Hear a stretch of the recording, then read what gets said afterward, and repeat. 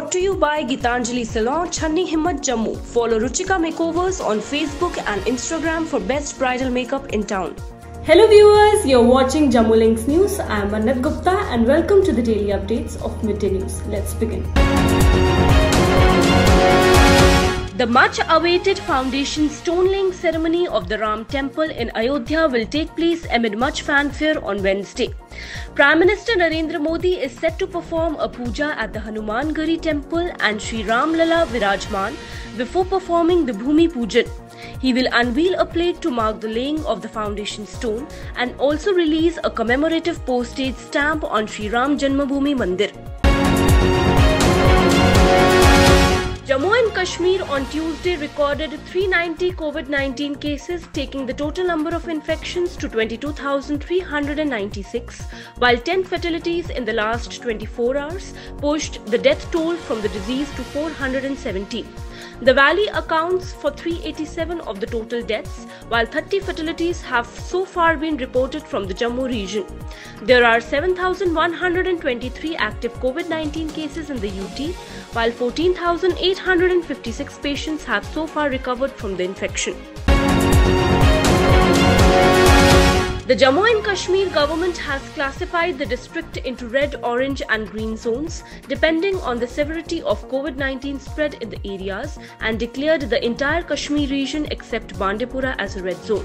The categorization has been done to implement restrictions after August 5th when the current phase of lockdown in the Union Territory ends.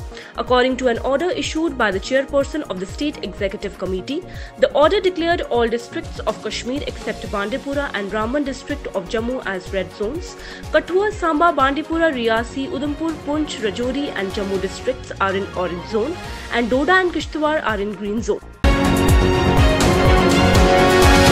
The Jammu and Kashmir administration on Tuesday decided to open religious premises and places of worship from August 16th but extended other standard operating procedures for COVID-19 containment till August 31st. According to an order issued by the Chief Secretary, a separate SOP will be issued for opening of religious places. The Srinagar administration on Tuesday evening announced lifting of curfew as the situation here remained incident-free, but strict restrictions would continue in areas which have seen a spike in COVID-19 cases. An order was issued by Deputy Commissioner Shahid Chaudhary on Tuesday, saying that after assessing the situation in the area, it has been decided to prematurely end the curfew, which was slated to continue till Wednesday night. The order, however, states that restrictions ordered earlier under Section 144 of the Criminal Procedure Code and the Disaster Management Act in view of the prevailing situation due to COVID-19 disease will remain enforced across the district as directed through an order issued on July 31st. Union Home Secretary Ajay Kumar Bhalla on Tuesday directed authorities in Jammu and Kashmir to focus on reducing the mortality rate among the critically ill COVID-19 patients in the Union Territory. Bhalla, while reviewing the COVID death audit report for Jammu and Kashmir at a meeting through video conference, observed that most of the critical patients die within 72 hours of hospitalization. Bhalla chaired a high-level meeting to review the management of COVID-19 pandemic in the Union Territory of Jammu and Kashmir. After Jammu and Kashmir having turned into a union territory, the grievance cell portal of Jammu and Kashmir government, Awaz-e-Awam, have been integrated with CPG-RAMS portal of the Department of Public Grievances in the Union Ministry of Personnel. This was disclosed by Union Minister Dr. Jitendra Singh, who is also in charge Central Department of Public Grievances, while speaking at the online ceremony of the signing of Tripartite Memorandum of Understanding by the Department of Administrative Reforms and Public Grievances with the Ministry of Defence and IIT Kanpur. Lieutenant Governor Girish Chandra Murmu on Tuesday held a meeting through video conference with a committee of experts to discuss the modalities for taking effective conservative measures to restore the pristine glory of water bodies like Dal and Nagin. A detailed deliberation was held on various important measures required to be undertaken for restoration, maintenance and preservation, as well as all ancillary issues including securing the banks of Dal Lake. A brief was also given on the present status of DPRs prepared for STPs.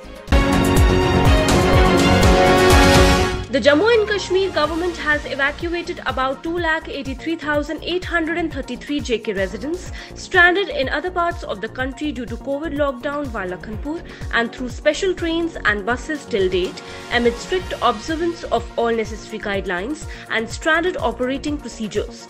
As per the official data received in this regard, the Jammu and Kashmir administration has received 104 special trains at Jammu and Udhampur railway stations from different states and UT so far, with about 86,772 passengers, while about 1,97,061 persons from other states and UTs, including 904 from abroad, have been evacuated by the government through Lakhanpur till date.